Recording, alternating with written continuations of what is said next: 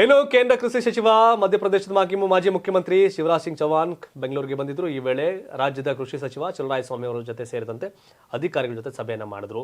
ಏನು ಅಂತಂದ್ರೆ ಕೃಷಿ ಯೋಜನೆಗೆ ಹೆಚ್ಚಿನ ಅನುದಾನವನ್ನ ರಾಜ್ಯ ಸರ್ಕಾರ ಕೇಳಿದೆ, ಕೃಷಿ ಸಚಿವರು ಕೇಳಿದ್ದಾರೆ ಅನ್ನೋದನ್ನ ಶಿವರಾಜ್ ಸಿಂಗ್ ಈ ಸಂದರ್ಭದಲ್ಲಿ ಹೇಳಿದ್ದಾರೆ.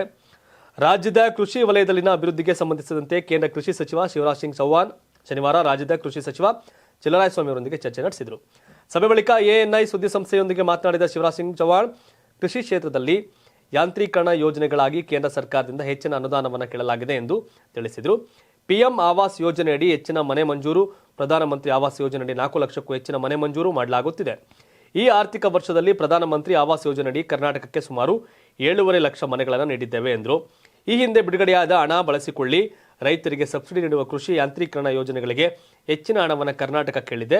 ಈ ಹಿಂದೆ ಬಿಡುಗಡೆಯಾದ ಹಣವನ್ನು ಬಳಸಿಕೊಳ್ಳಿ, ಹೆಚ್ಚುವರಿ ಹಣವನ್ನು ಬಿಡುಗಡೆ ಮಾಡುವ ಕೆಲಸವನ್ನು ಮಾಡ್ತೇವೆ ಅಂತ ಹೇಳಿದ್ದೇನೆ ಅಂತ ತಿಳಿಸಿದ್ರು. ಒಟ್ಟಾರೆಯಾಗಿ ಕೇಂದ್ರ ಸಚಿವರ ಬಳಿ ರಾಜ್ಯ ಕೃಷಿ ಸಚಿವರು ಮಾತಾಡಿ ಅನುದಾನ ಕೇಳ್ತಾವ್ರೆ, ಅದು ಕೇಂದ್ರದವ್ರು ಹೇಳ್ತಾವ್ರೆ ಕೊಟ್ಟಿರೋದನ್ನ ಬಳಸ್ಕೊಳ್ಳಿ, ಆಮೇಲೆ ಕೊಡೋ ಕೆಲಸ ಮಾಡ್ತೀವಿ ಅಂತ.